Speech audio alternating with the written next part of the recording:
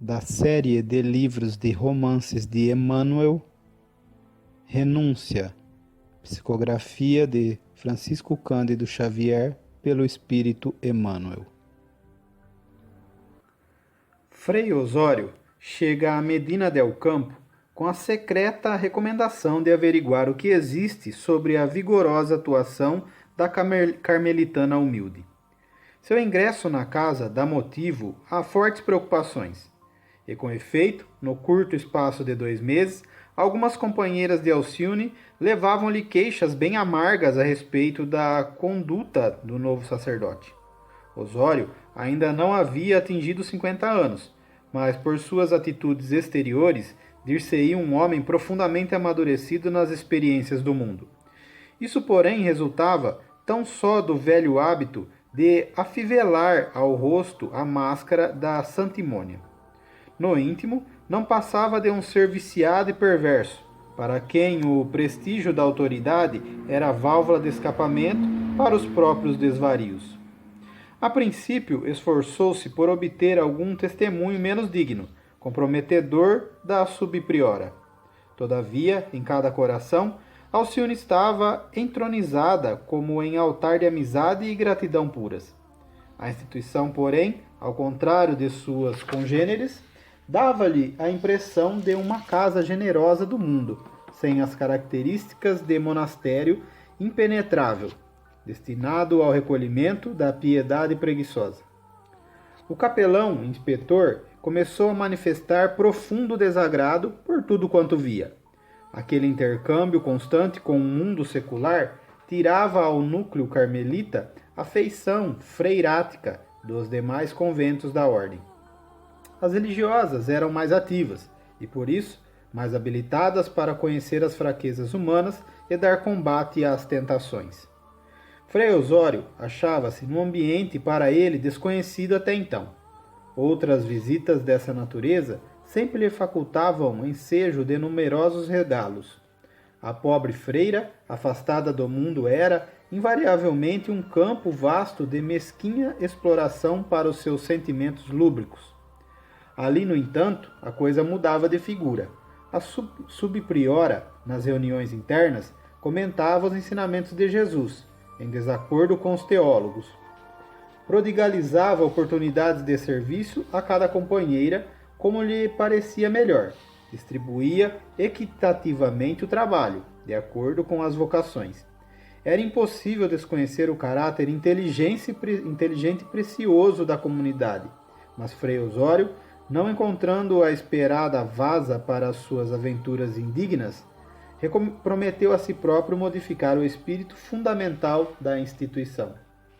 Seu esforço caviloso começou no confessionário, onde empregou os mais baixos ardis para convencer uma que outra religiosa a lhe aceitar as indecorosas propostas. As pobres criaturas, aturdidas com as maquinações diabólicas do conquistador, procuravam a nobre amiga, ansiosas dos seus conselhos. Alcione sentia amargurada. Não podia conservar, sem perigo, um lobo entre as ovelhas. Por outro lado, qualquer reclamação aos superiores da ordem poderia ser interpretada como rebeldia. Depois de longas semanas de meditação, resolveu submeter o caso ao critério da venerável Madre Superiora. A bondosa velhinha, no seu leito de sofrimento e resignação, ouviu alarmada a confidência penosa da filha de Madalena. Que nos aconselhais? Dizia Alcione comovida. A vossa experiência, minha boa madre, é para nós, outras, um seguro roteiro. A anciã, doente, endereçou-lhe um olhar triste e sentenciou. Ah, minha filha, por desejar o caminho reto, muito sofri neste mundo, desde os primeiros tempos de noviciado. O flagelo da igreja continuava sendo os sacerdotes indignos. Quem sabe poderemos chamar Frei Osório a senda do Cristo. Não considerais razoável pedir ao geral que nos mande outro capelão? Dizia Alcione. Não, respondeu a enferma. Se o fizéssemos, despertaríamos suspeita imerecida. E então, talvez tivéssemos este mal religioso em nossa companhia por muitos anos. Será preferível que o chames, em particular, e lhe peças, em nome de Jesus, que não minta aos compromissos assumidos. A filha de Cirilo quis responder que não se sentia com autoridade para admoestar ninguém, mas a noção de obediência fê-la calar-se, humilde. A priora, todavia, parecendo adivinhar-lhe os pensamentos secretos, acentuou: Naturalmente, minha filha, não vais exortar um sacerdote que deveria saber muito bem cumprir a rigor os seus deveres, mas apelar para um irmão, a fim de que nossa casa não seja perturbada. Sinto que as circunstâncias me indicam semelhante tarefa, mas encontro-me bastante debilitada para argumentar como convém. Além disso, todas reconhecemos que o Senhor te favorece com luminosas inspirações nos ensinos evangélicos. Compreendo quanto esta prova te custa, mas não vejo outra irmã que possa substituir-te. Maria de Jesus crucificado calou-se sem mais dizer. Uma semana se passou. Entre reclamações das freiras assustadas e preces fervorosas com que Alcione rogava a Jesus, o poderoso socorro de sua assistência, de modo a desempenhar a incumbência que lhe fora cometida.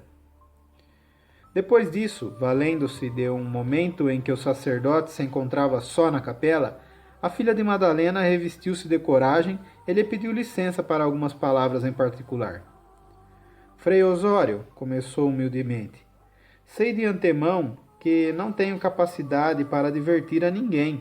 Sou fraca e pecadora. Entretanto, ouso vir à vossa presença a fim de apelar para os vossos sentimentos de irmão. De que se trata? Perguntou o padre abruptamente. Ela o fixou num olhar muito significativo e acrescentou: Venho pedir a vossa cooperação a favor de muitas jovens que aqui se encontram sob a sua responsabilidade, sob a nossa responsabilidade. Percebendo a natureza do caso, o interlocutor assumiu uma atitude hipócrita, como soía fazer, e replicou: Sou acusado de alguma falta? Desejaria conhecer a caluniadora. Ninguém vos acusa, esclareceu a religiosa, nobremente. Temos bastante consciência de nossas próprias fraquezas para nos avalorarmos impensadamente em censoras de nossos irmãos. Apenas solicitamos o vosso coração em nome de Jesus, que nos auxilie com o entendimento de um pai. Devo dizer-lhe, irmã, que considero a sua atitude como um atrevimento.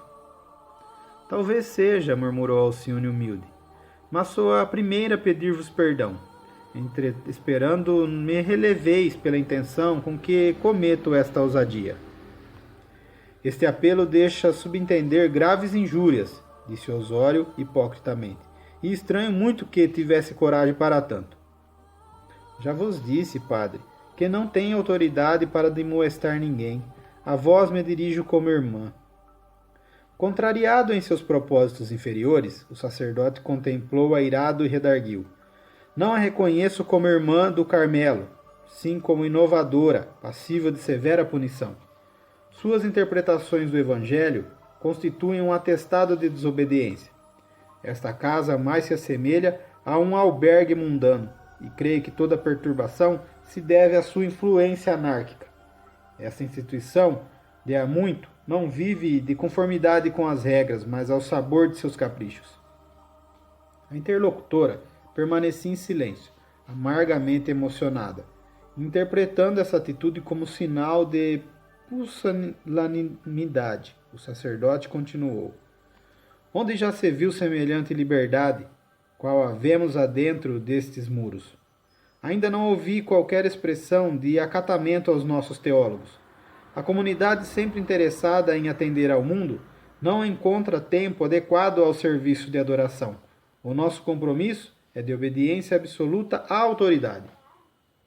As observações eram feitas com tanta acrimônia que Alcione se viu constrangida a tomar a defesa do Evangelho, pelo muito amor que consagra ao seu conteúdo divino. Por si mesmo experimentava toda a extensão da fragilidade humana e jamais se animaria a discutir. Entretanto, à luz da verdade cristã, outra deveria ser a atitude. Não podia considerar virtude a complacência com o mal. Osório invocava o próprio Cristo, no sentido de acobertar ações mesquinhas. E ela precisava defender a lição pura e simples do Mestre, sem perder a expressão de amor que lhe vibrava na alma. Como tantas vezes lhe acontecera noutros tempos, Alcione procurou encará-lo como a um doente e necessitado de luz. Depois de o envolver num olhar quase maternal, falou serenamente: toda autoridade humana, quando inspirada na justiça, deve ser venerável aos nossos olhos. Todavia, padre, é preciso não esquecer que o nosso primeiro compromisso é com Jesus.